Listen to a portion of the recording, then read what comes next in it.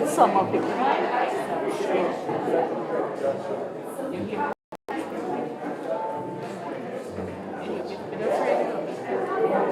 but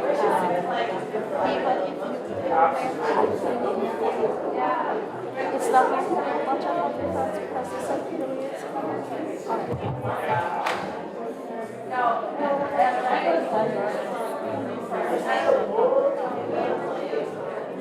yes.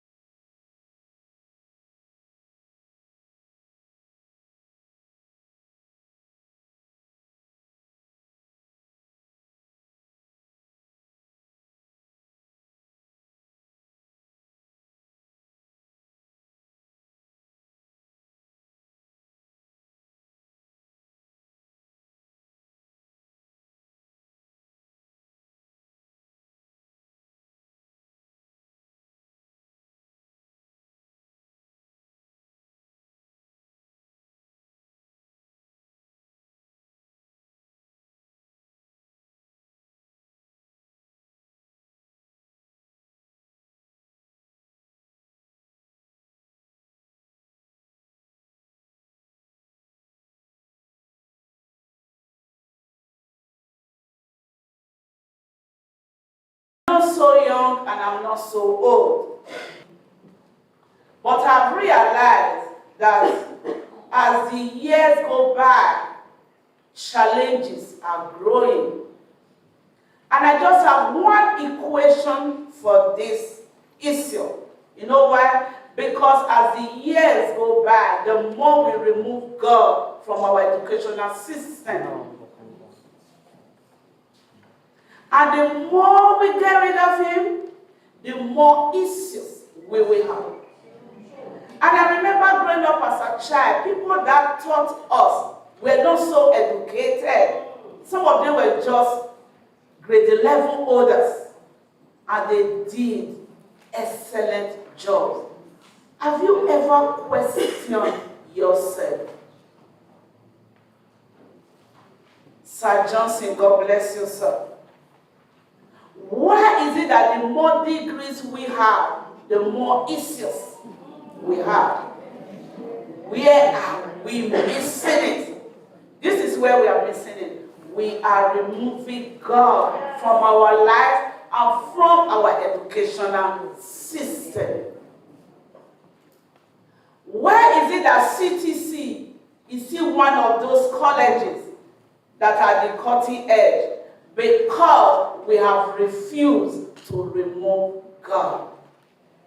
Even when you say we are hypocrites, it's all right. What is important is that we have refused to remove God from this college.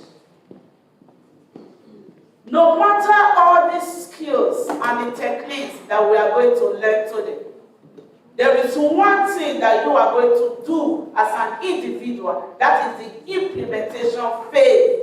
And to be able to implement well, you need God. You need the Holy Spirit to direct you on exactly what to do. Amen. All human beings are unique. No one shoe size will fit all. And what many of us are going to be learning today is going to look like, once you get here and you just put it on, everything will be okay. Nothing like that. For you to be able to implement what you are going to learn today from this workshop, you need the guidance of the Holy Spirit. Amen. To direct you and say, this is what you need to do for this child. This is what you need to do for this child. You need that inner inspiration teachers to direct you. Lean not on your own understanding. That is the problem we have in the world today. We are moving away from the maker. It's just like when you buy a new vehicle or a new electronic gadget. Many of us, we go back to the manual when we get stuck. The manual of living on this earth is in the hands of God. These children, they need help. But for you to be able to do an excellent job, teachers, you need God. And as I close, the students in the classroom, they need guidance. We as teachers need to give them the right medication at the right time and at the right place. We must be precise. We cannot do this by just trusting only on your knowledge. That is why many of us are so frustrated. The more you do, the less you see. But by the time you start to commit everything in the hands of God, this nation will be able to solve all the problems that we have. Because with God, all things are possible. It is good that the Ministry of Education is pushing. It is good that CTC is pushing. It is good that that we are writing different books. It is good that we are inviting persons to come. I think it will be best if we invite God to take charge. And I pray that as we go, colleagues, let us seek counsel. Let us seek guidance from the Holy Spirit, from God Almighty, because with Him all things are possible.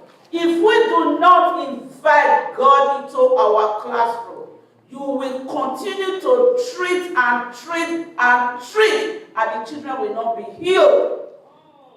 But once you invite Him and you start to treat through God, you are going to see the difference in your students. My colleagues, do not be wise in your own eyes. Call on God Almighty, and it will be well with you, your institution, your classroom. God bless you all. Amen.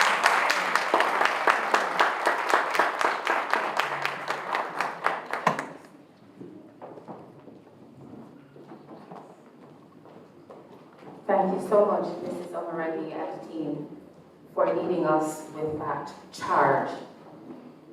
Of course, it would be remiss of me to not, because God loves languages, yes? And Mrs. Omaragi said that without a teacher, we would not have been here, and ultimately without God, we would not have been here. So we are going to, I'm going to invite you to tell God thanks in a different language. So I'd like you to repeat after me. Estamos aquí. Estamos aquí. Gracias a Dios. Gracias a Dios. Do you know what you just said? Yes. Oh, there are some of us who know what we just said.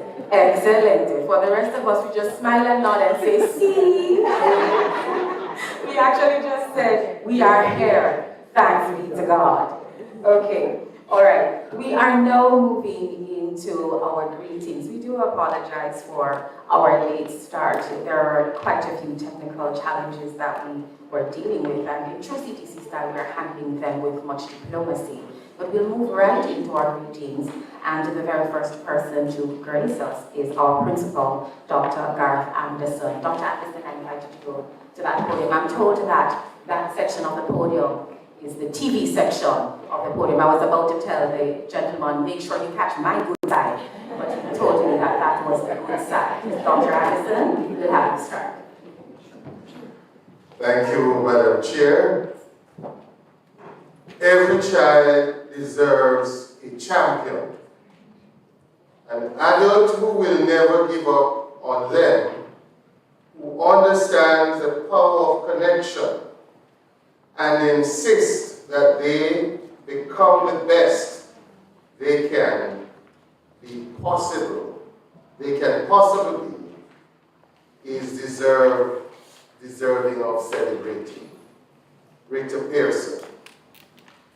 I want to use this opportunity to specially welcome just about everyone present, all of the educators, the early childhood practitioners, but I want to single out some very special persons who are sharing with us and who have been with us over these 11 years of staging this conference and workshop. I especially want to recognize Dr. Amy Stevens and the team from Wisconsin University. And I'm going to invite them to stand and be recognized for their sterling support over these many years. And we give them a round of applause. And always remember to have you share with us, and we thank you, Dr. Amy, for your strong support for special education and the partnership here at Church Teachers College. Thank you. I also want to recognize the John Rufus Williams Trust Lecture and Dr. Carlin Reed Brown, also one of our partners in this venture. And of course, the Jamaica Teachers Association. And there are those who believe that the association is just about salaries. And whilst that is important, the president will tell you when he comes, we have our other interests and we have other areas of concern. So while we run on the advocacy leg, we also have the professional competency development leg. And I want to congratulate the Jamaica Teachers Association for its sterling support over these many years.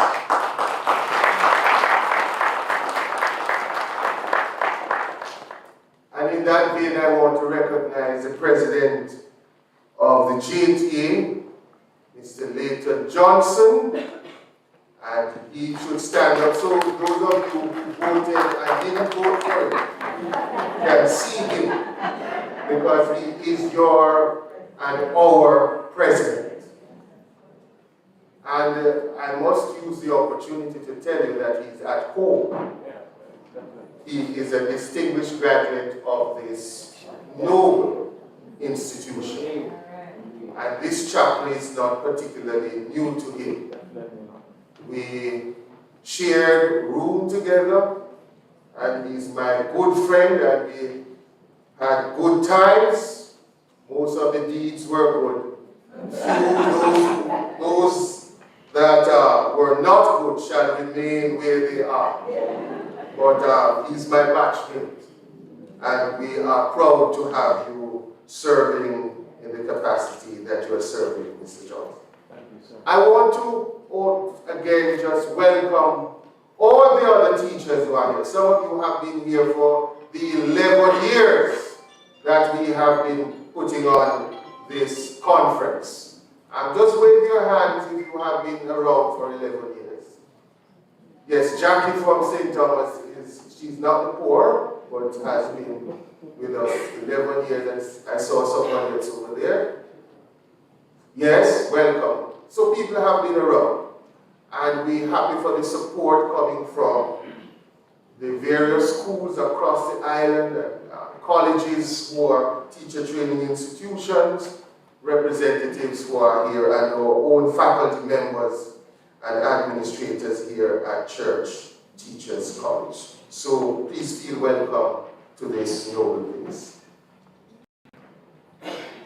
As we embark on this collective journey to explore new frontiers in education under the theme Exploring Paradigms in Special Education, I am inspired by the dedication and passion that unites us in our commitment to fostering an inclusive and supportive learning environment for all our students. Our shared pursuit of excellence in education must be accompanied by a steadfast commitment to diversity and inclusion. In the spheres of learning, each student brings a unique set of strengths, challenges, and potential. It is our responsibility as educators, as leaders, to embrace this diversity and create an environment that nurtures the full spectrum of our students' potential. At CTC, we firmly believe that education is not one size fitting all. It's a dynamic and adaptive process that requires an unwavering commitment to understanding and meeting the diverse needs of every learner. As we gather in this conference and workshop, let us engage in meaningful conversations, share insights, and collectively explore innovative strategies to empower students with diverse abilities. In the ever-evolving landscape of special education, we we must stay abreast of the latest research, technological advancement, and best practices. By fostering a culture of continuous learning and collaboration, we can equip ourselves with the necessary tools to make a lasting impact on the lives of our students. But as we gather, I believe in the Jamaican context, the elephant in the room is really funding. And sometimes we are afraid to talk about it as educators. But I believe that policymakers ought to provide the necessary funding and other resources to ensure that teachers are well supported and students have the environment in which they can thrive. There is so much we can do with the limited resources we have. And there's much talk about special education and what we ought to do with our students on the spectrum. But unless teachers get the support that they need, we are going to find ourselves getting diminishing returns. And so the call must be, and I'm sure there are persons from the Ministry of Education present and listening online, that what we need are the resources and support for both students and teachers in order to reap the benefits of our labor. And so all of us should subscribe to the Education International campaign. It says, go public, fund education. Public education is for the public good. And those who make policies ought to ensure that everything is done to ensure that public education is on the cutting edge of research and development in the field of education so that we can cater to the needs of all our students.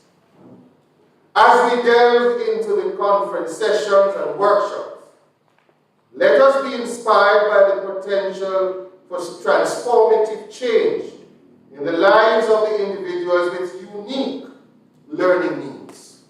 Together, we can build a more inclusive and equitable society and future. So I express sincere thanks to the organizers, our sponsors, the Jamaica Teachers Association, Wisconsin University, Whitewater, the John Rufus Williams Foundation Trust, the presenters, educators, all our stakeholders who have gathered for this important conversation.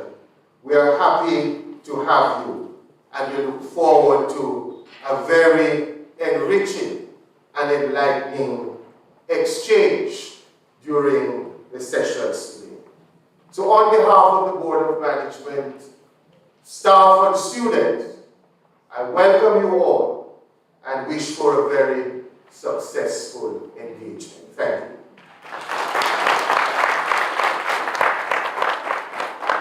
Thank you so much, Dr. Anderson. We now invite Mr. David Johnson. Moderator, Principal Dr. Garth Anderson, other specially invited guests, colleagues all, good morning. Good morning. I want to commend and simultaneously congratulate Church Teachers College for continuing to demonstrate leadership in highlighting the importance of special education as a key pillar to the sector of education. The Jamaica Teachers Association is immensely proud of the work being done in supporting and empowering our students with unique learning needs. Your dedication and commitment to ensure inclusive education for all is truly commendable. It is our firm belief that the role of special education teachers is invaluable in shaping the future of our students. And we are grateful for the tireless effort and the support you put in making the lives of these students impactful and meaningful. Our context is of such that there are students who require special education existing in the regular classroom. These students are unable to operate like the regular student, yet our teachers are being held to account for their performance. There is the need for greater access to special education centers, as there are still parishes in our country that do not have special education facilities. There are still families who have to hide individuals and members of their families who suffer from some special education need and do not have the ability to fund or access same. There is the need for additional assessment centers to improve our country's ability to diagnose and provide prescription for treatment of our children. Additionally, more teachers are needed to acquire the requisite skills and competencies to participate in the assessment process with a view of reducing the wait time for our students. Special education requires immediate attention. Attention from the Ministry of Education, as well as attention from our corporate partners. I join in the call for our policymakers to provide the required funding to advance the cause of special education.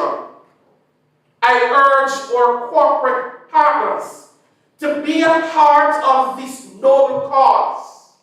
Indeed, special education needs funding. Today's conference on assessment is of utmost importance. It provides a platform for us to come together as professionals and share our knowledge, experiences, and our best practices in this critical area. Assessment plays that vital role in identifying and understanding the individual needs of our students, enabling us to tailor educational strategies that cater to their strengths and their challenges. It is through these effective assessment strategies that we can create the inclusive learning environments where every student can thrive to reach their full potential. The Jamaica Teachers Association is immensely proud in being a partner with this initiative, and we will continue to advocate for improvements in this sector. We speak of inclusivity. We speak of every child reaching his or her full potential. Special education will not and should not be left behind. the Jamaica Teachers Association stands firmly behind this cause and will continue to advocate for special education. I thank you.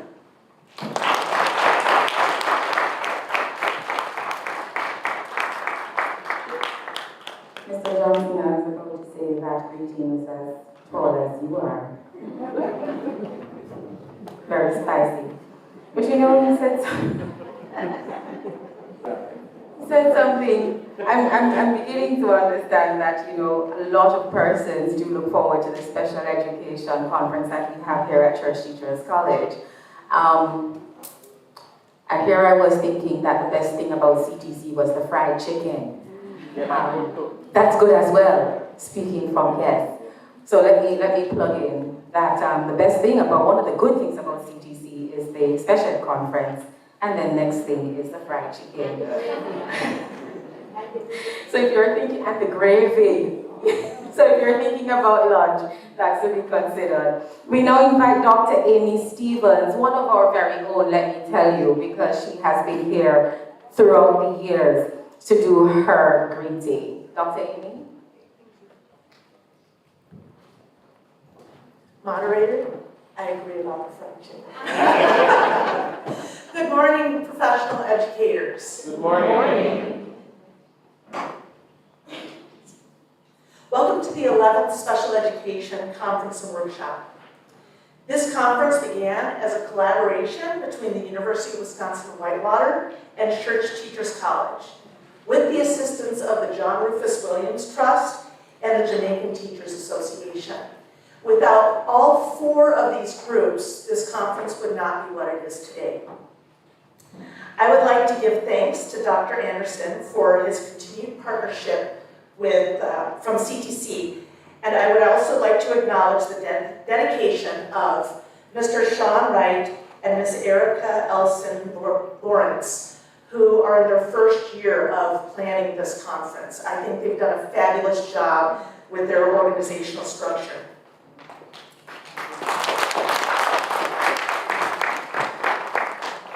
I would also like to thank my colleagues who have traveled from very snowy today, Wisconsin, to beautiful Mandeville. Wisconsin is in the middle of a blizzard. Some areas are supposed to get about 24 inches of snow in the next day and a half. We would also like to thank our keynote speaker and the other speakers who will be sharing their knowledge today. And finally, I would like to thank all of you, the teachers who come and support this conference every year. Your dedication to improving your professional knowledge and your inquisitiveness speak to the high quality of education in Jamaica. In my decade of working with you in Jamaica, I'm constantly impressed by your thirst for knowledge. I'm going to take a little side note here. There's a change in your program today, unfortunately. Dr. Lauren Zepp and I were supposed to be presenting, but she is home with children with COVID, and she has our materials that we needed to have for our presentation. So on page 14, please cancel session number 3 for Dr. Lauren Zepp and Amy Stevens. I don't want you to show up in the room and have nobody there. I want you to have time to pick a different session that you will find meaningful.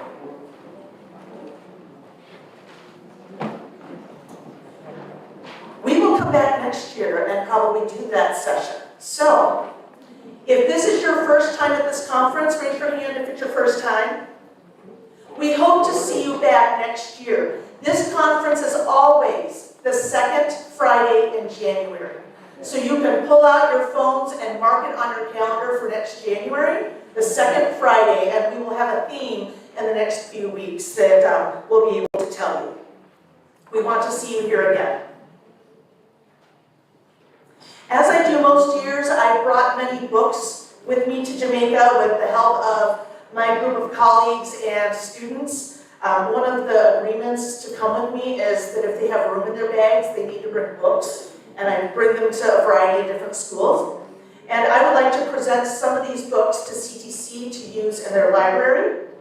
So I would like to have Dr. Garth Anderson come up, and I want to present to him some picture books, award-winning books, and some literacy training packets for him to put in the library.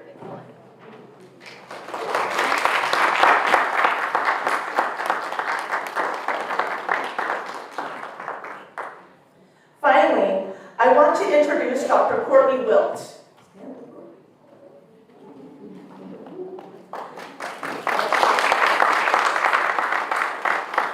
My job responsibilities at the University of Wisconsin-Whitewater have changed drastically in the last 12 years, and it has become exceedingly difficult for me to do all the work myself in bringing students here and also in helping coordinate and organize this conference. So from this year forward, Dr. Courtney will be partnering with me, and sometimes she might be taking it over. We'll see about the future. So I would like to welcome her and put her face in front of you so that you can recognize her as well in the future. So with this, I'm going to turn this back over to the moderator. Again, thank you all for coming. We hope that you will find great meaning in the sessions that you attend today, and we hope to see you back in future years.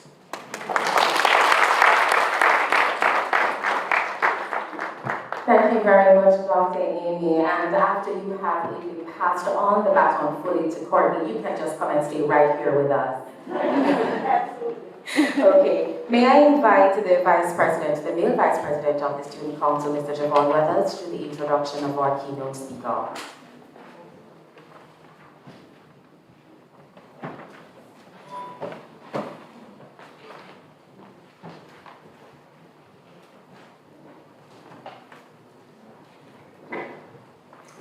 Moderator Ms. Monique Castle, Principal Dr. Garth Anderson, JTA President Mr. Leighton Johnson, Professor at the University of Wisconsin, Dr. Amy Stevens, teachers, guests present, teachers, and members of the CTC family, good morning. Good morning. The task is mine to introduce the esteemed guest speaker. Dr. Carolyn Reed Brown is an associate professor in the Department of Exceptionality Programs and the director of the Frederick Douglass Institute for Academic Excellence at the Commonwealth University of Pennsylvania. She has attained degrees in curriculum and instruction, assessment, and special education with a focus on learning disabilities. Dr. Reed Brown has more than 25 years of service in teaching children with learning disabilities, teacher education, school supervision, administration, and special education policy development and implementation. She served in various capacities in special education, from classroom teacher to education officer with the Ministry of Education in her home country of Jamaica. She has also held senior administrative positions in higher education and has worked with various international partners building education programs to improve the lives of vulnerable populations, including, but not limited to, the abandoned children of the fatherless in Brazil and child soldiers in Africa. Dr. Reed Brown has spent the last 8 years in the United States educating the next generation of teachers, providing instruction at the undergraduate and graduate levels. She is the lead professor in the College of Education and Human Development in the areas of linking assessment and instruction for students with special needs and data-driven intervention for individuals and exceptionality. She has presented on current trends and issues in special education at numerous academic conferences, sharing her expertise in the United States, United Kingdom, India, and across the Caribbean. Her current research focuses on inclusion, diversity, equity, and access, and the intersectionality of special education and disability issues within diverse academic disciplines. Dr. Reed Brown's passion for service is evidenced by her work with numerous community and service organizations across service in Pennsylvania, addressing primary educational needs, but also ensuring that her fellow citizens are treated with respect and instilling in them the value of lifting others as they climb. Ladies and gentlemen, please join me in welcoming Dr. Carolyn lead, grow.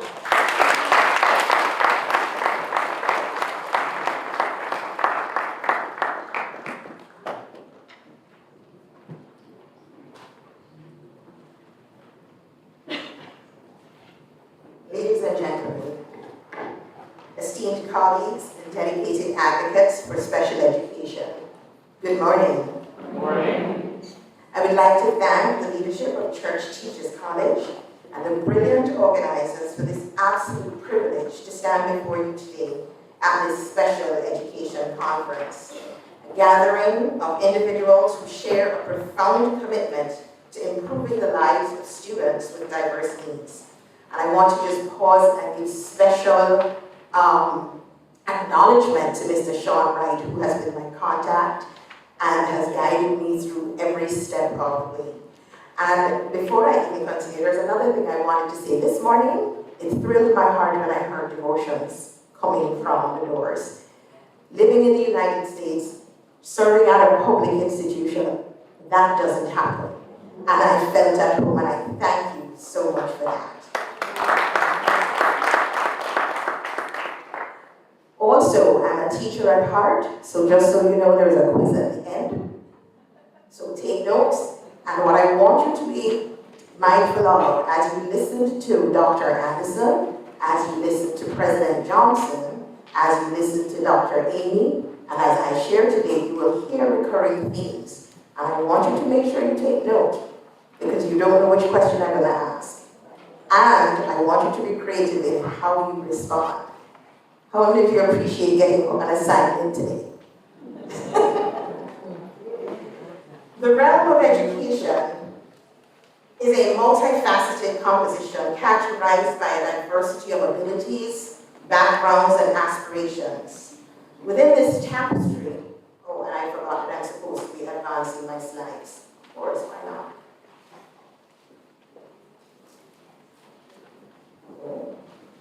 Of course, you know technology does that, right?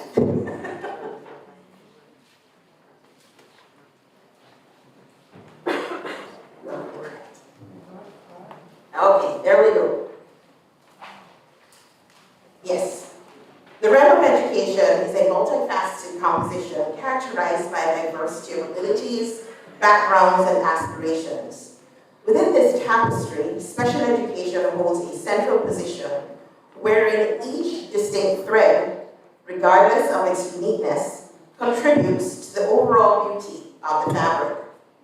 As educators, advocates, parents, and allies, our collective mission is to guarantee that each individual thread, symbolizing every learner, is not merely acknowledged, but also embraced and provided with nurturing care. It is my goal this morning that my talk on assessment and inclusion for empowerment of students with special education needs, a new paradigm, will lay a foundation on which today's various presentations can stand. And as you look through your program and you look at the various topics, I don't know how you're going to select which ones you go to, because they are all absolutely phenomenal. I don't know which ones I'm going to be. It's probably just random, and I just close my eyes and point, and I know that I'm going to end up in a really, really good presentation. And so I'm hoping that what I share today, you probably see, because I'm just going to be scratching the surface, and these presenters are going to be diving deeper. But before I get into what I want to talk about, I want to share a quick story. We're Jamaicans. Jamaicans are storytellers.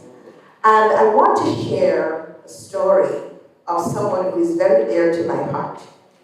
My youngest brother, his name is Mark, and yes, I got permission to share his story. He said I can't use a picture, but I can tell his story. And his story is also my personal story of how I came to special education and why I'm here today. When we were children, I remember him struggling so hard to read. Could not read. But the paradox for me was that this boy was so bright, so brilliant. He would come home and he would tell us everything that happened at school. But yet his reports were never reflective of what he was sharing when he was coming home.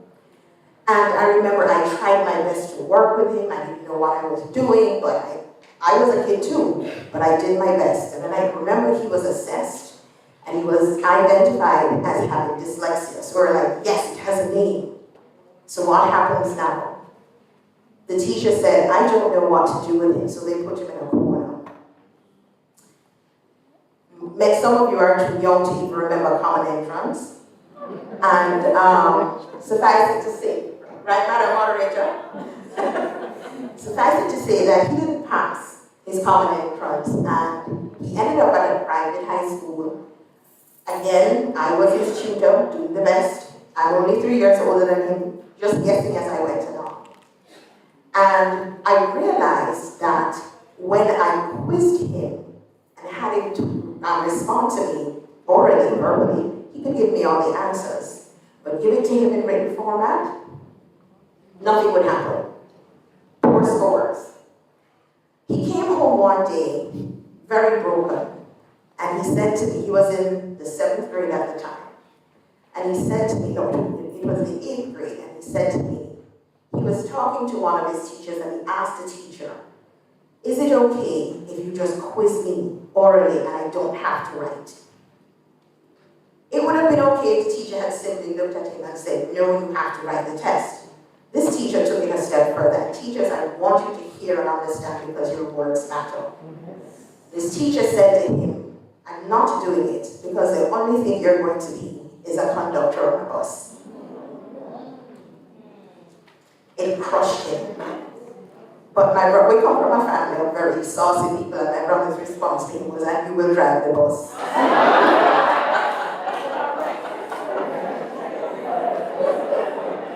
But I remember the look on his face, and I remember the feeling in my heart. And any one of you who are big sisters, you know that I really wanted to go to the school and have words with the teacher.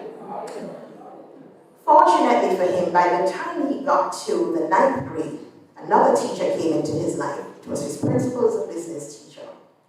And she worked with him, and she turned his life around.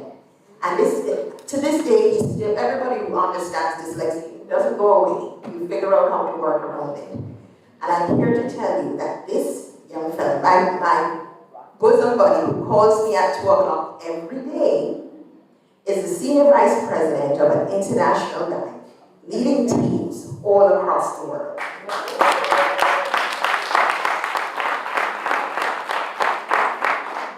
And so when I tell you that I take what I do seriously, I take what I do seriously because everybody's child is my brother.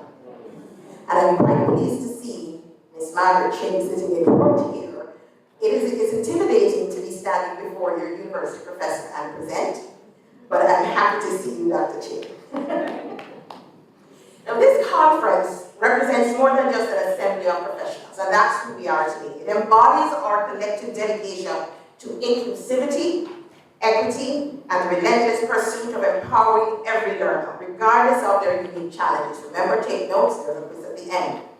It also provides an extraordinary opportunity to engage in a thoughtful and transformative conversation about how we evaluate the progress and potential of students with unique needs.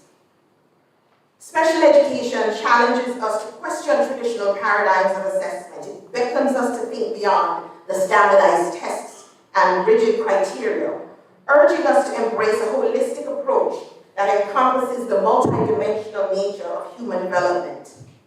It reminds us that assessment is not merely about identifying deficits, but more importantly, about illuminating strengths, fostering growth, and nurturing the unique potential within each student. It is our quest to explore new paradigms for assessment. In our quest to explore new paradigms for assessment, we must recognize that the diversity of abilities, backgrounds, and learning styles among our students is our greatest strength. It is in this diversity that we find the richness of human potential waiting to be unlocked. Assessment, therefore, should be a tool for empowerment, allowing us to identify and celebrate the unique gifts and talents that each student brings to the table. For us to know the way forward, we first need to understand the current landscape. And I will address the current, there we go.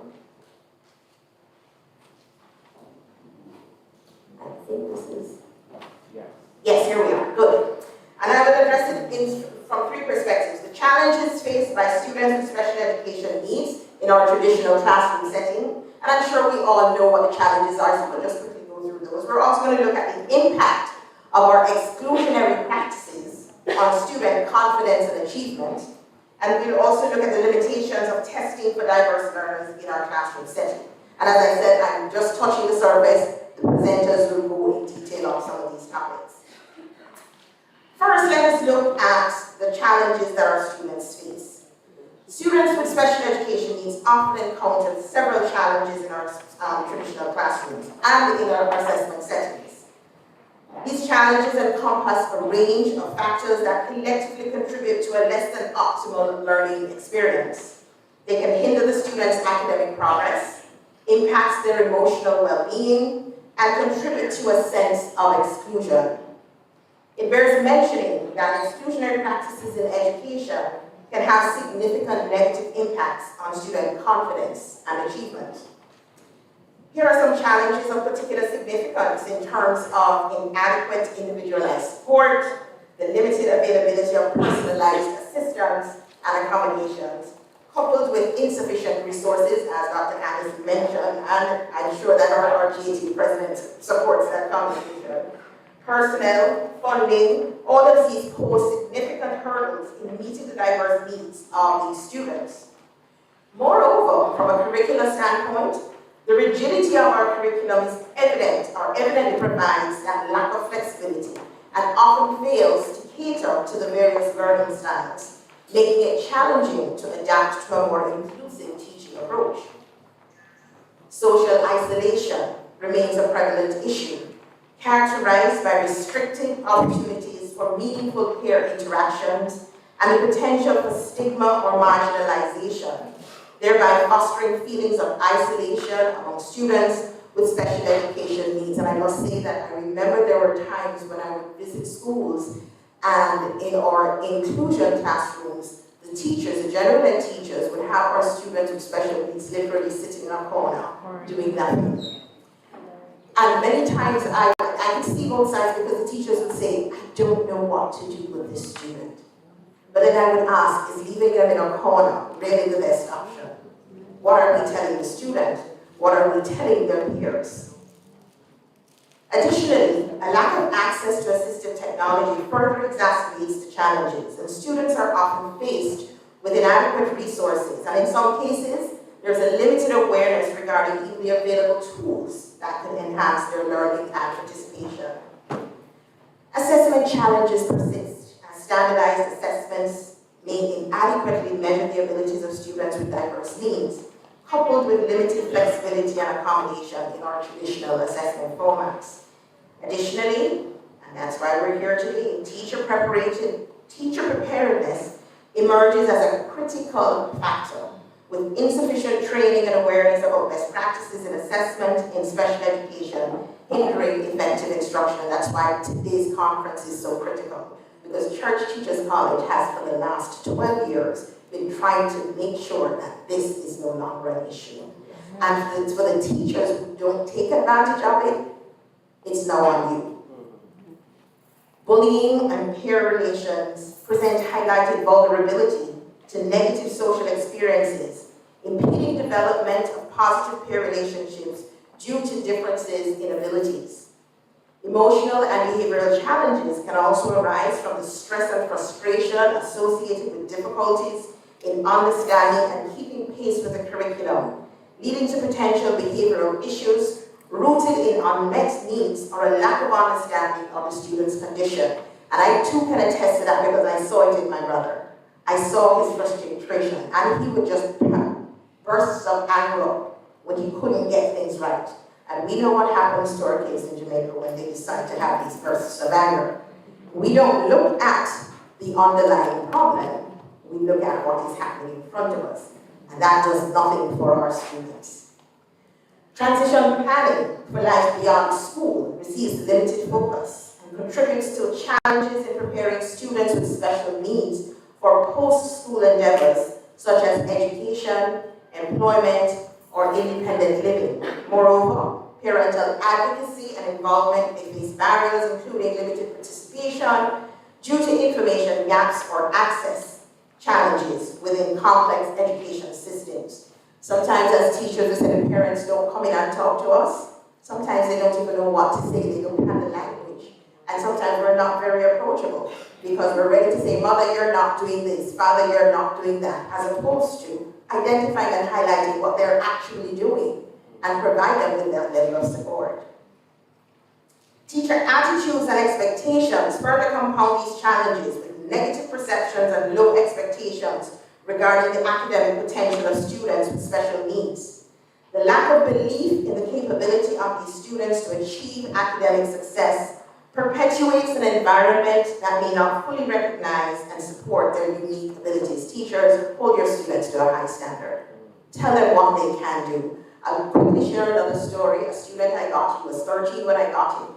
Brilliant with math, couldn't read, and there was nothing I could do every day, reading time, he wouldn't engage. You know what he said to me? A teacher told me that I can't read. And the teacher knows everything. So if the teacher says it, it must be so. The gospel according to the teacher. So when we diminish or don't hold them to a higher standard, what are we doing to them? Addressing these multifaceted challenges requires a comprehensive and collaborative effort from educators, administrators, policymakers, and parents to create a more inclusive and supportive educational landscape for students with special needs. When we look at the impact of the exclusionary practices on the students, we realize that it affects them, their confidence as well as their achievement. We're going to look at a few of them. The implementation of exclusionary practices, leaving them out, such as segregating students or limiting their participation, significantly undermines students' self-esteem and confidence. The consistent experience of exclusion sends a disheartening message of undervaluation, potentially leading to a decline in confidence. This erosion of confidence hampers students' willingness to actively engage in both academic and social activities. Exclusionary practices contribute to a palpable decrease in student motivation to actively participate in the learning process. When students perceive marginalization or exclusion, they may become disengaged from the academic environment. And this lack of motivation manifests in reduced effort, waning interest in academic tasks, and an overall decline in academic achievement. The negative impact of exclusionary practices extends to the students' aspirations and beliefs regarding their academic potential. Persistent experiences of exclusion or discrimination can lead to the internalization of negative perceptions about their abilities.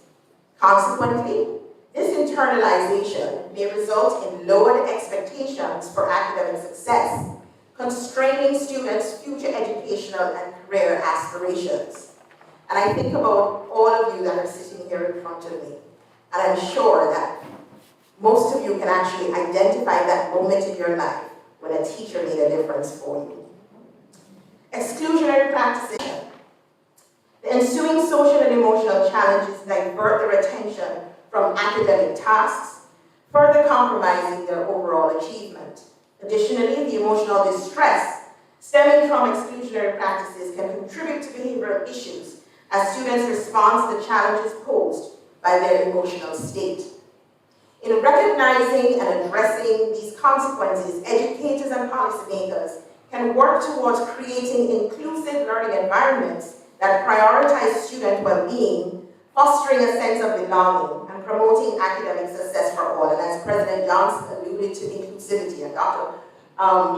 Anderson spoke about it, I want us again, that is where we need to start looking as we're working with our students. How do we bring our students together and have them feel a part of their classroom?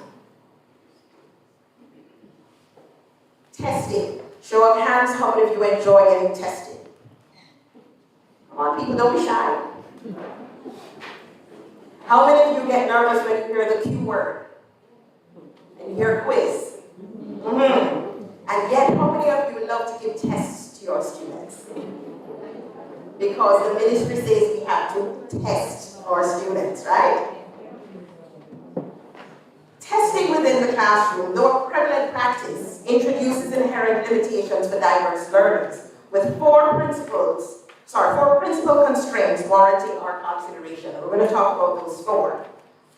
Traditional testing methods often lack the flexibility required to accommodate the diverse learning styles of our students. I know that here in Jamaica we're trying to move away from the traditional stuff, but are we there yet? No. Oh, that response was quick. Diverse learners possess varied strengths and preferences in information processing and demonstrating their understanding. Conventional tests, primarily relying on written assessments, may inadequately capture the abilities of students with different learning styles, resulting in assessments that are incomplete or inaccurately reflective of their capabilities. Standardized tests or traditional assessments may fail to adequately represent diverse knowledge systems. Diverse learners often possess knowledge, skills, and perspectives beyond the scope of conventional assessments. You ever sit down and talk to some of our students, and the level of conversations that we're able to have, and you ask the question, we don't know this, right? It's absolute, but yet these are not the things we're testing or assessing for. Testing primarily focuses on mainstream or standardized content, and it may neglect the unique contributions and strengths of students from diverse backgrounds. Testing environments can induce stress and anxiety. College students, oh, we know that. Significantly impacting the performance of diverse learners. Individuals with disabilities or unique learning needs may experience these heightened stress during tests, acting as a barrier to effective performance. This anxiety can lead to results that do not accurately reflect a student's true capabilities. Addressing these limitations necessitates the adoption of more inclusive and flexible assessment practices that consider the diverse needs, backgrounds, and learning styles of students. A transformative shift is required in how we perceive and implement assessments in our classrooms, as well as at the system level, Ministry of Education.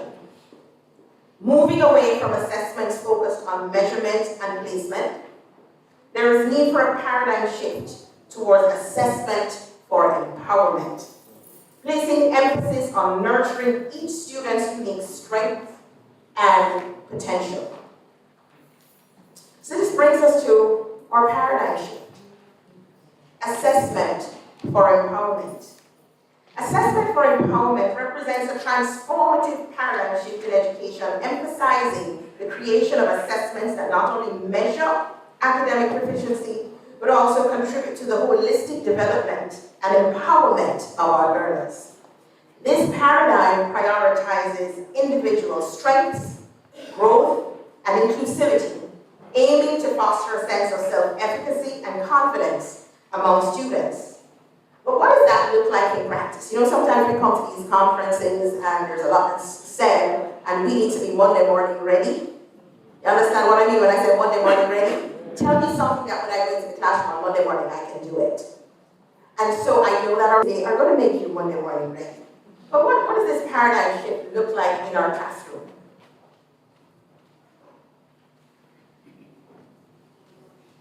So it looks like, here we go. No, go back. One.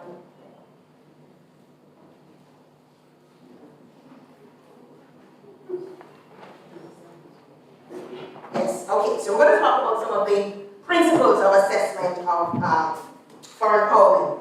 Foundational philosophy and implementation principles of assessment for empowerment form a comprehensive framework that departs from our traditional assessment paradigms. And we're going to talk about some of these key components. The first one, assessment for empowerment, adopts a strength-based philosophy centered on the identification and nurturing of unique abilities, talents, and potential in each learner. How do we implement? Design assessments aim to uncover and highlight individual strengths, acknowledging the diverse skills and capabilities that learners contribute to the educational environment. Next, the paradigm emphasizes inclusivity. Are we hearing recurring themes, people? Take note, this is coming. Ensuring assessments are accessible to all students, irrespective of background, learning style, or ability. How it is implemented, inclusive practices encompass accommodations, diverse perspectives in assessment design, and considerations for various learning modalities, fostering a fair and equitable assessment environment. Next, assessment for empowerment recognizes the significance of personalized learning journeys, understanding that each student progresses at their own pace through individualized pathways. Tailored assessments align with students' developmental stages, interests, and learning preferences. That's how we implement. Personalized feedback guides students on unique learning journeys, instilling a sense of ownership and motivation. So not just a red tick or a red X, you know what I'm talking about, right? And not just a simple good job. Sometimes good job works. How many of you remember that video of the little girl who says they're tired of good job? We need to change our conversation. Give them something else other than good job. Personalize it. Assessment for empowerment views assessment as a continuous process for growth and reflection, transcending static measures of achievement. Formative assessments, ongoing feedback, and reflection opportunities are integral to the learning experience. Encouraging students to perceive challenges as growth opportunities promotes a positive mindset and resilience. And one of the things that I used to do with my students, and I miss the classroom, I must tell you, the little ones, whenever they got something wrong, it was something that we celebrated in the classroom, because here's what we did. It became an opportunity for them to say, I didn't understand this, maybe somebody else didn't understand it, how can we figure it out together? And so I took the sting out of, I got it wrong, I don't know what I'm doing, to, maybe I missed something and somebody else may have missed it, so let's work on it together. So we need to encourage it and make it a growth opportunity. Empowerment necessitates active student involvement and agency in the learning process. Students actively participate in goal setting, self-assessment, and reflection. They wield a voice in the assessment process, teachers, fostering ownership and responsibility for their learning outcomes. Assessment for empowerment embeds culturally responsive approaches, acknowledging and respecting the diverse cultural backgrounds of learners. Assessment materials and methods are crafted to be culturally relevant and sensitive, resonating with students' cultural experiences and values while mitigating cultural bias. Finally, assessment for empowerment extends beyond academic achievement to encompass holistic development. This approach prepares students for lifelong learning and personal fulfillment. In essence, assessment for empowerment signifies a departure from conventional assessment paradigms prioritizing strengths, inclusivity, personalized learning, continuous growth, student agency, culturally responsive practices, and holistic development. This paradigm aims to cultivate a positive and empowering learning environment, equipping students with the skills, confidence, and mindset essential for success in a diverse and dynamic world. But when we speak of inclusion and inclusive education, what do we mean? Charlie, it looks like I need you. Come and be my Vanna White.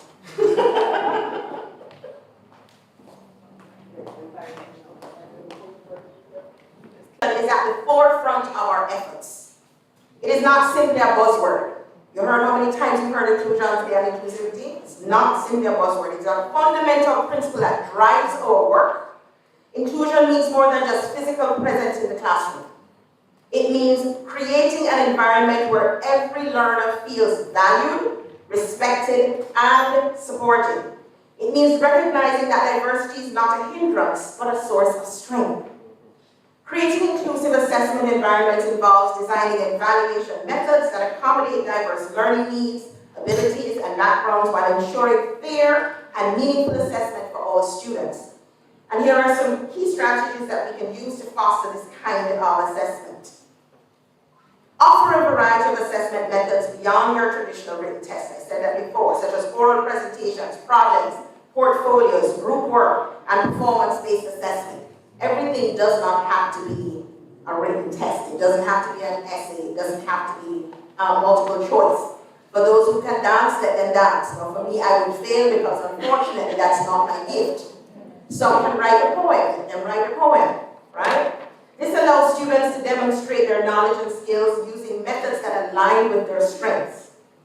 Ensure students understand the assessment criteria and expectations. Use clear language, examples, and rubrics that outline what success looks like. So don't just say, oh, you write a poem and you do a song and you do a dance. Give them the criteria that lets them know how they know that they have met the standard. Tell them what your expectations are. Allow for flexibility in how students demonstrate their understanding. Give them choice in topics, formats, timelines, and allow them to showcase their strengths and preferences. Incorporate their different learning modalities of assessment to accommodate the different learning styles. Offer options of visual, auditory, kinesthetic, and tactile learners, ensuring assessment tasks are accessible to all. Not to some and then one sits in the corner and can't do, but to all. Offer accommodations, as I said before, extending time, use of assistive technology, modify your material as needed, but level the playing field for the students, ensuring that everyone can fully participate. Bring them into the process. Use content and examples that reflect their culture. Provide opportunities for self-assessment and peer assessment and reflection, empowering the student to take ownership of their learning. Implement ongoing formative assessment that provide continuous feedback to guide student learning. Offer professional development to educators on creating and implementing inclusive assessments, what we're doing here today. Continuously renew assessment practices for inclusivity and effectiveness. Gather information from students, educators, parents to identify areas for improvement and make necessary adjustments. Foster open communication between educators, specialists, parents, and students to ensure a shared understanding of the assessment goals, the accommodations, and strategies for creating an inclusive environment. By implementing these strategies, educational institutions can create assessment environments that honor diversity, accommodate opportunities or accommodate individual needs, and provide fair and equitable opportunities for all students to demonstrate their learning and abilities. As educators, we play a pivotal role in shaping the learning experiences of our students. An assessment for empowerment offers a pathway towards fostering their strengths, inclusivity, and personal growth. I'm going to share with you practical steps that can guide us in how we can incorporate assessment for empowerment into our educational practices. 3 simple steps. First, invest in educator training and professional development. Are we noticing a theme here? This is coming. As the architects of learning experiences, educators need the tools and knowledge to implement empowering assessment practices. Workshops, seminars, and ongoing training sessions can equip educators with the skills to identify and nurture the unique strengths of their students, fostering a culture of empowerment in the classroom. The second step focuses on designing and adapting assessment to be more inclusive. This involves moving away from the one-size-fits-all assessments and embracing a variety of formats that cater to diverse learning styles and abilities. By incorporating inclusive practices, we ensure that assessments are fair, accessible, and reflect the diverse strengths and perspectives of all students.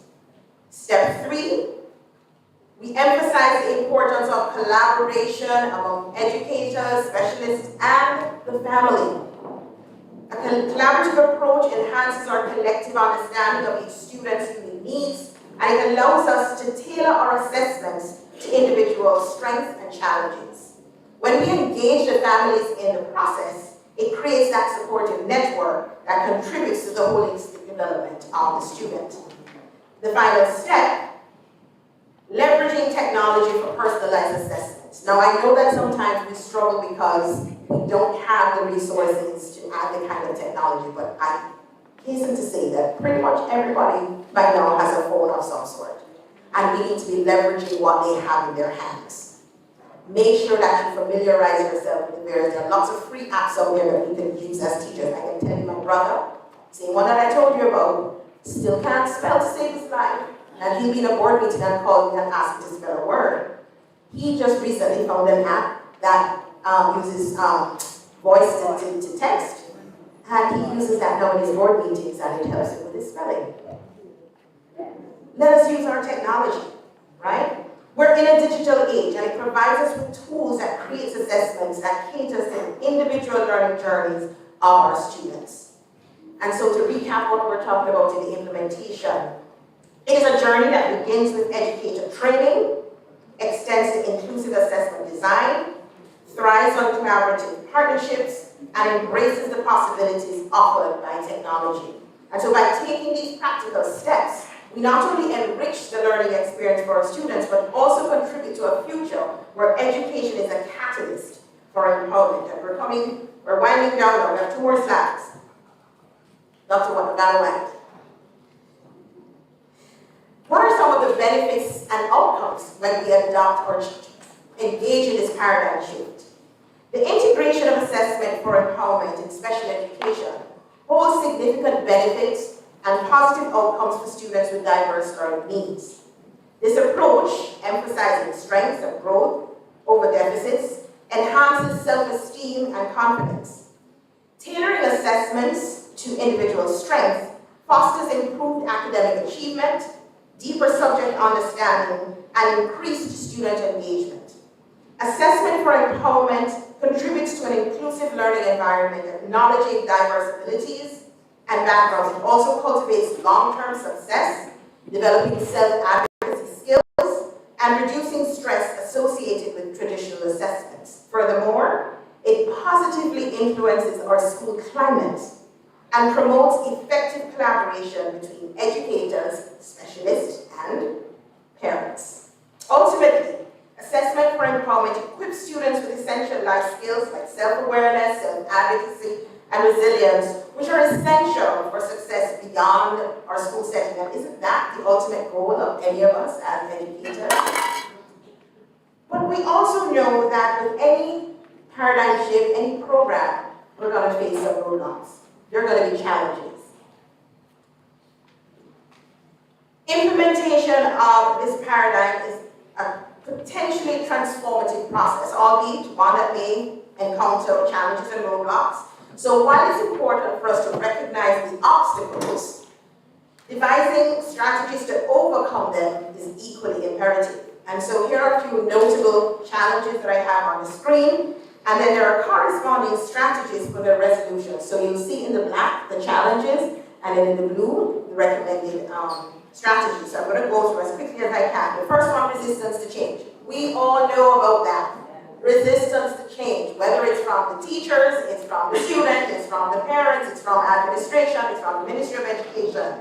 What do we need to do? Engage in open and transparent communication with educators, administrators, and stakeholders. We need to clearly articulate the benefits of this new paradigm, address concerns, and highlight the positive impact on student development. Lack of training and resources, and I'm just going to skip ahead. Assessment bias and equity concerns. Pressure from high-stakes testing. Let me pause right there. What we need to do, engage with our policymakers and educational leaders to advocate for policy changes that align with assessment for empowerment principles. Emphasize the importance of a balanced approach that includes both empowering assessments as well as these high-stakes testing. Teachers, we complain that we don't have enough time all the time, and it's a valid concern. And the more that they put on our plate, the more that we say we don't have the time.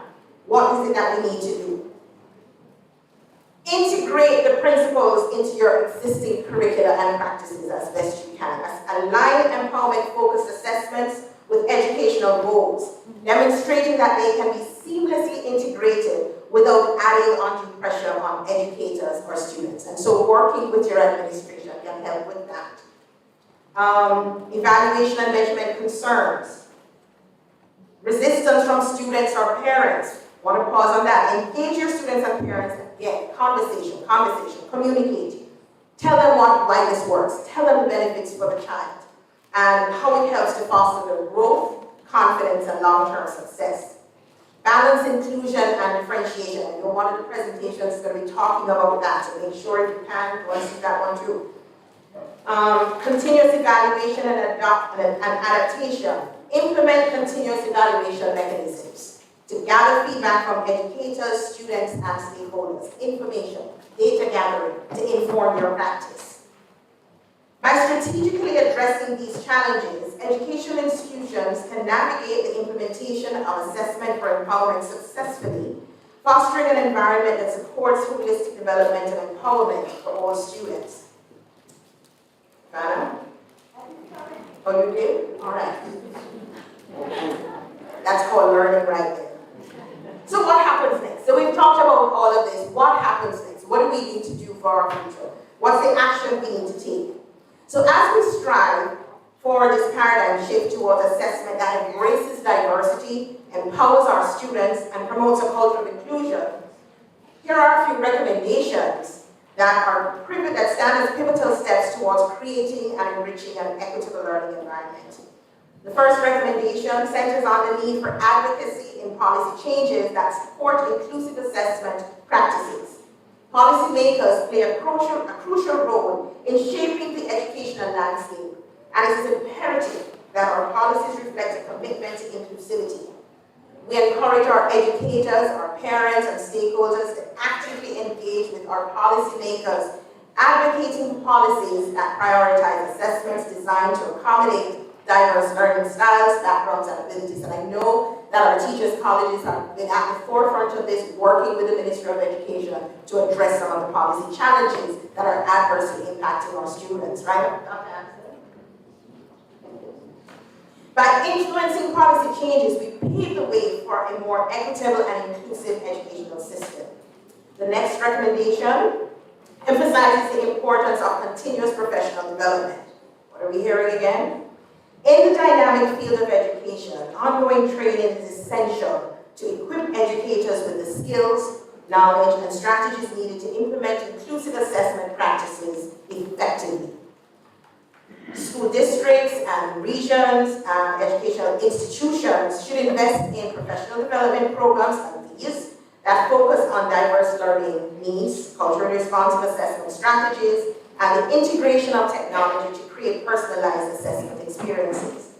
By prioritizing professional growth, we empower our educators to create inclusive learning environments that cater to the diverse strengths of their students. The final recommendation highlights the significance of building a collaborative and supportive school community. Education is a collective effort, involving not only the educators, but the parents, support staff, specialists, and our community partners. Fostering a collaborative environment promotes a shared commitment to inclusivity and empowers all our stakeholders to actively contribute to the success of each student. Schools should establish forums for collaboration, encourage open communication, and provide resources to support the diverse needs of our students. A collaborative and supportive school community serves as the foundation for implementing and sustaining inclusive assessment practices. These recommendations for future action underscore our shared responsibility to nurture inclusive assessment practices. By advocating for policy changes, prioritizing continuous professional development, and building collaborative school communities, we lay the groundwork for an educational system that celebrates diversity, empowers learners, and ensures that every student has the opportunity to thrive. In closing, I would like to emphasize that assessment in education is not a destination, but it's a continuous journey. It is a journey that requires our collective commitment to improvement, innovation, and above all, the well-being and success of our students. As we embark on this journey together, this journey of exploration, let us remember that our ultimate goal is to empower every student, regardless of their abilities or challenges. Assessment in special education should be a beacon of hope, a vehicle for growth, and a pathway to realizing the full potential of every individual. In this era of rapid change, today's conference provides a vital platform for dialogue, for us to collaborate, for us to share our research, to talk about our best practices. And it is through the collective wisdom that exists in this room that we're going to shape the future of assessment in education. So let's take this opportunity to engage in fruitful discussion. Don't just sit in there and try to be a sponge. Engage, talk, ask questions, share your experiences. Challenge existing paradigms. Envision this more equitable, flexible, and learner-centric assessment system that we need.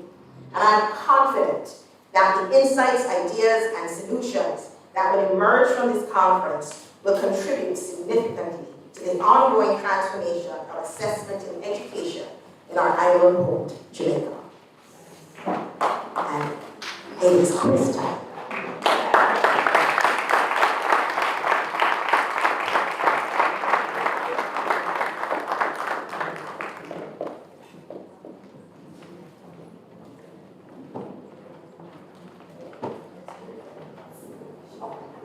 All right, there's good news.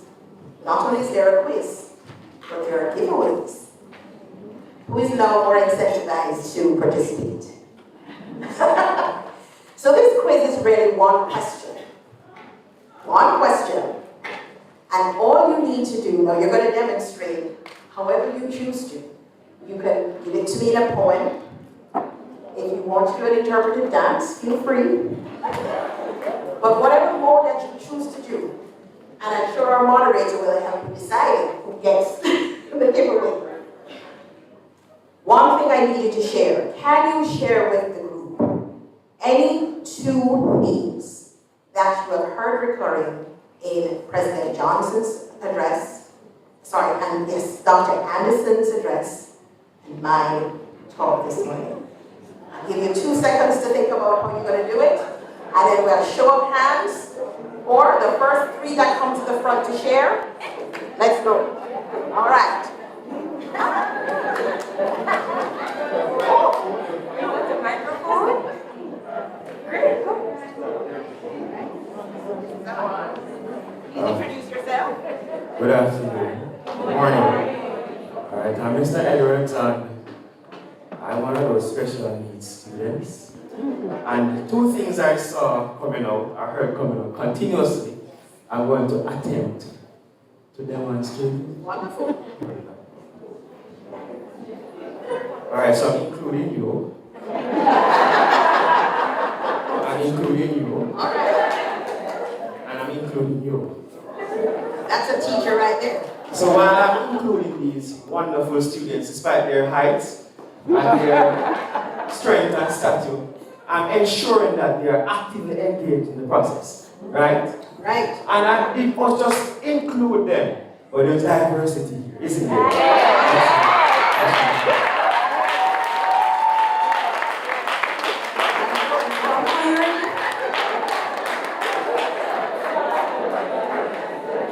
Is there anyone else who's willing to come forward and participate?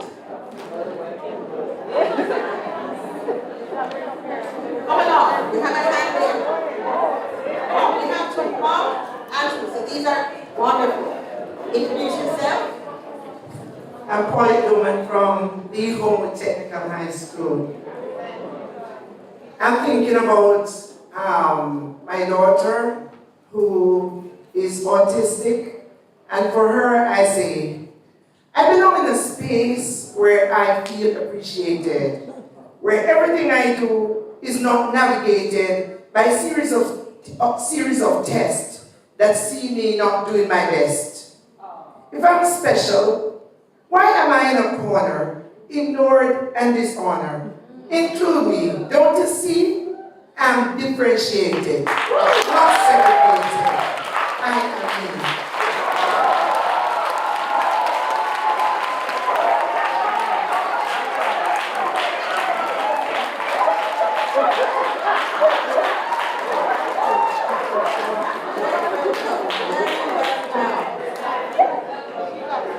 Very well done. We have one more person who is ready. Thank you so much for that. Make sure you get that published. I see the third person is getting ready. And then they can come ahead. All right. Oh, you're coming? I think there was. Okay, we're gonna take. We still have another game. Oh, okay. We're gonna take this person and then the other will be ready. I just want to say that the Prime Minister of Jamaica met with me at one time, and we talked about autism about 10 years ago. He asked me to put together a program for in-service teachers across Jamaica to give them a basic understanding. We have the manual today. We have that would give, we could talk about all these academic things, but until the in-service teachers get this book and hear this message, it's free. And the resistance, you talked about resistance. The resistance is to the system here. That's what the resistance is. Every time you change the minister in Jamaica, I had to come back and change every comment. Can you come with me now? Can we ask for this to come through now in Jamaica? Yes. Do something practical. Let's get a hold of it. Change Jamaica. It's the teachers, the in-service teachers. The funding is about to be presented, but the resistance we're getting is the establishment, the administration. I ask you, don't go away from here. Commit to do something today for Jamaica.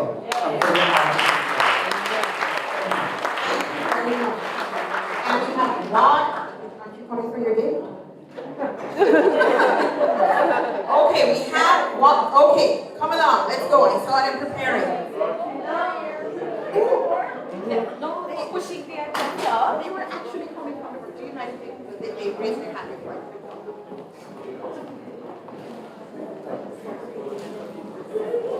I know your hand was up from before.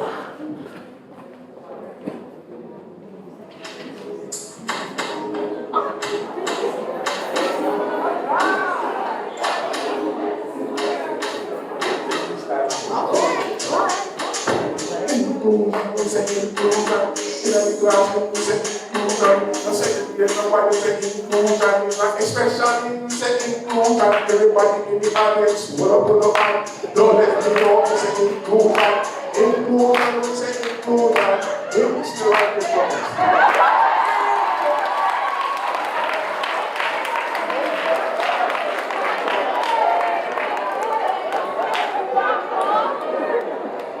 Thank you so much for that. Yes, I don't know if we have any more giveaways, but I don't want to miss anybody. So we have one more person who was willing to step forward.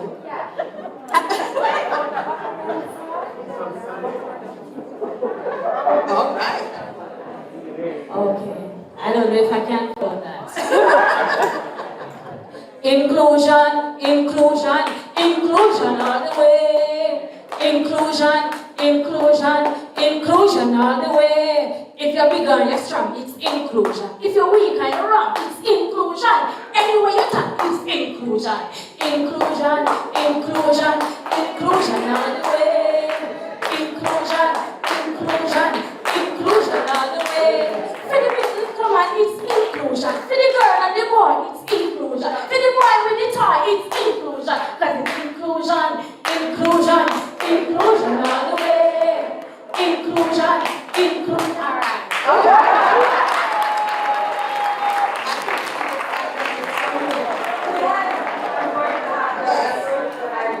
We are going to have to find out. And so I thank you all for your attention this morning. And I just want to leave this one statement, this one quote with you. No one ever grew from being measured. The constant obsession to quantifying everything obscures the work of the day, teaching human beings. Keep that in mind. Have a pleasant day.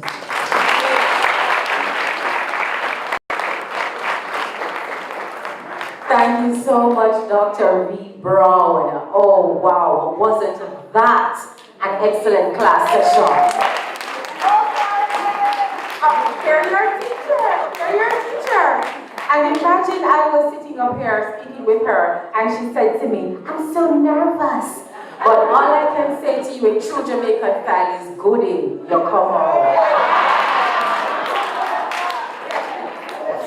Okay, and so now we invite Mr. Siebert Royal. I don't know if he is here. Mr. Siebert Royal? Excellent. Mr. Siebert Royal is actually representing he's a member of the John Rufus Williams Education Board, and he will do the presentation to Dr. V. Brown right now. Mr. Royal?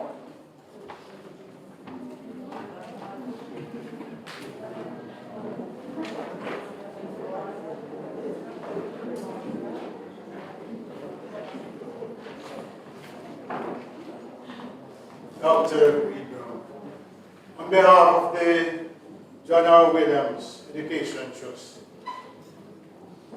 we want to say thanks for the presentation.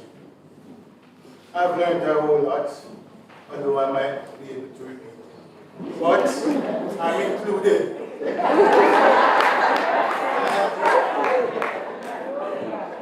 I know if John was around, he would have felt good. He was an educator. He educated me, and so many others. And as my mentor, I joined up with J.R. Williams Education Trust. And well, Chairman is here, Mr. Watson. Could you stand, Mr. Watson? Yes, and we continue to work towards the betterment of education. And we thank you for all your research and the good presentation. And we continue to be. Thanks, sir.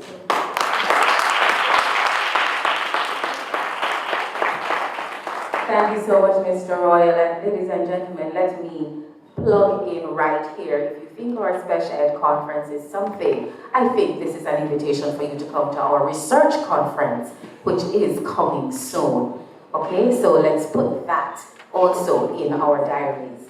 There are some changes that I want to make very quickly. Don't think I didn't hear. You know, when you're in class as a teacher, your radar is up and your ears are up and you hear the sweetie bag and the crackers bag because you know it's breaks time. Right.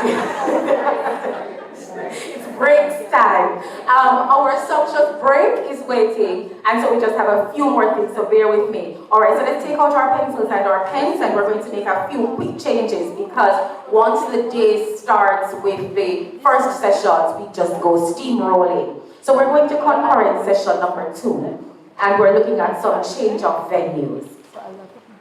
Concurrent session number 2, and for our session 1, where we would have been in classroom 1, we are changing that location to the students' lounge.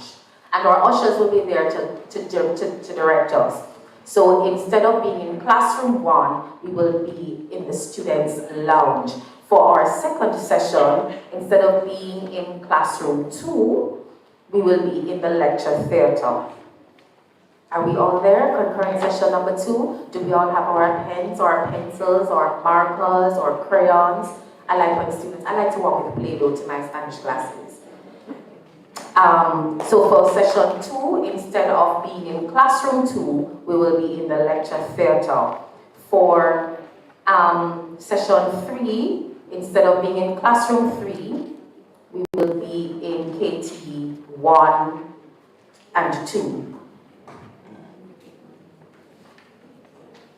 All right, and for our fourth session, instead of being in classroom 4, we will be in the chapel. We'll be right here in the chapel. And so, ladies and gentlemen, we're encouraged to attend all the sessions because we do have our certificates of participation to get at the end of the day. Our workshop session Bullseye, assisting exceptional students with targeted intervention. So turn to page 16. On page 16, our second workshop, Bullseye, assisting exceptional students with targeted intervention, will actually be in the chapel, right here in the chapel. All right. So we have noted these changes, we're raring to go. Let me invite Dr. Cleveland Robinson our Vice Principal in charge of Administrative Affairs, to do the courtesies. Please, Dr. Rob.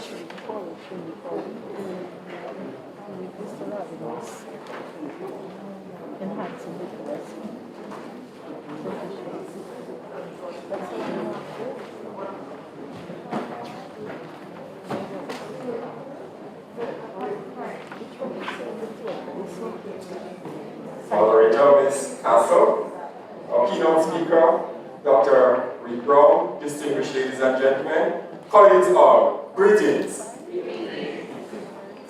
I want to extend thanks to you for being here at our 11th annual Special Education Conference and workshops. This conference is indeed special to us, Church Teachers College, the University of Wisconsin-Whitewater, and the John Rufus Williams Trust. And we could not do it without your generous participation.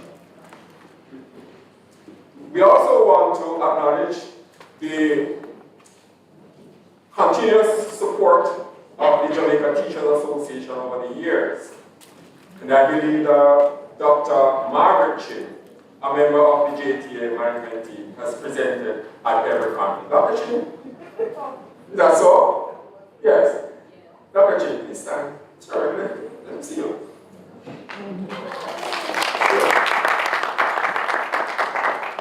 We are privileged to be here at this time, indeed, to be engaged in Conference 2024. I glanced through the titles and the abstracts for presentation a while from now, and they do reflect a diverse menu for the intellectual appetite, particularly in relation to assessment paradigms in special education. Now, I'm sure, as you would have heard, Dr. Caroline Brown has set the tone beautifully with her thought-provoking and stimulating presentation. Give her a round of applause. What would you say are some of the main takeaways for you? Assessment practices to assessment for empowerment reflective of inclusivity and personalized learning journeys, which also foster ownership by learners. And she extended it further to creating inclusive assessment practices that are more aligned with students' strengths, being careful also to outline your expectation of them. So Dr. Reed, thank you very much. Very wide-ranging presentation, and certainly I will learn a lot from it, and certainly the remainder of the audience will have. Presenters, we anticipate what you have to share with us. Thank you for being so gracious in accepting the call for papers. We do not take it for granted. We're happy you're here, and we look forward to all that you will be sharing with us. In general, colleagues, that you will benefit greatly. Make each presentation a kind of capstone moment for you. Learn as much, take back, and assist your students where they are. Thank you very much. Thank you so much, Dr. Rob. And so, ladies and gentlemen, we've come to the end of our opening ceremony. I now invite you to go to the area for break. Dr. Rob, is that going to be the dining area? Sure. The dining area for break. So, ladies and gentlemen, I think we can have a working break where we collect to our right. Good. Thank you very much. I think we can have a working break as we collect, and then we just select our workshops, and then we go in and learn. Welcome again to CTC, and have a good day. What time?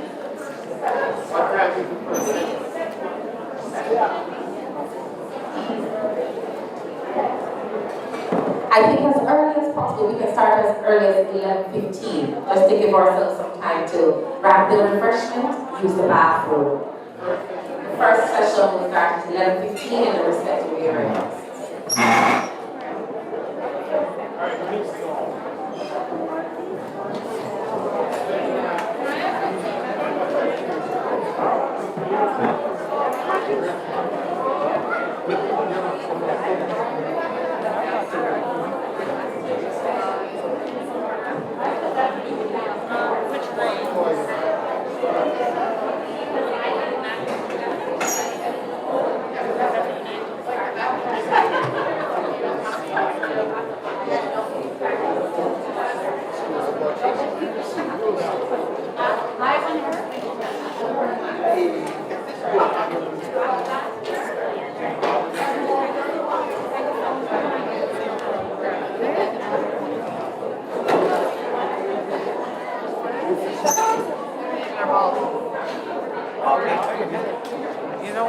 I always have the best.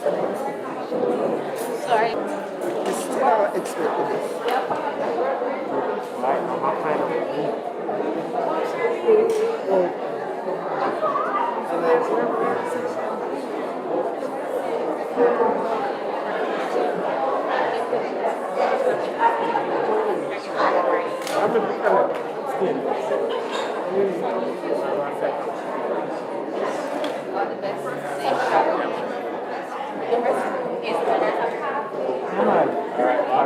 You get a story?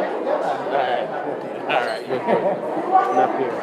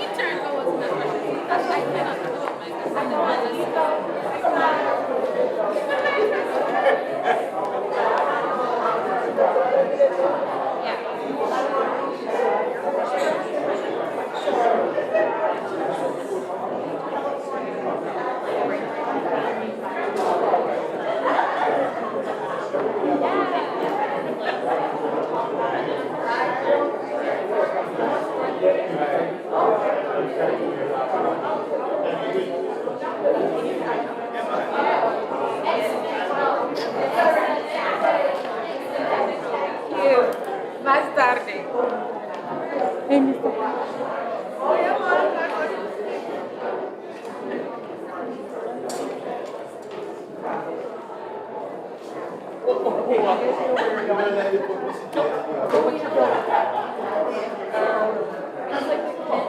Okay, you walk by it every day. It's the long building that's like 3 stories high right along the road. Okay? If you're like, the 1 through 3 is the 1 floor up and 4, 5, 6. 2 or 1 through 3, yes. One story up.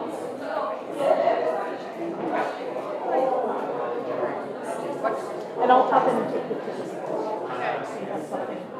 So is lunch. So for lunch, there will be a room for the presenters. So you don't have to like fight the crowd. You can go to that room and you can have lunch there. Where is that? I'm not sure. Just ask one of the students that are helping drive people. And they'll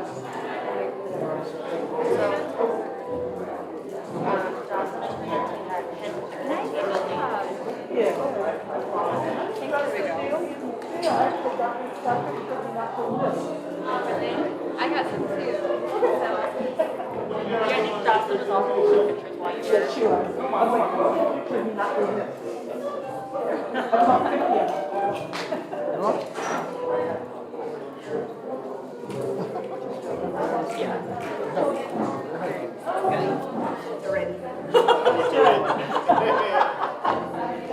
Mysterious.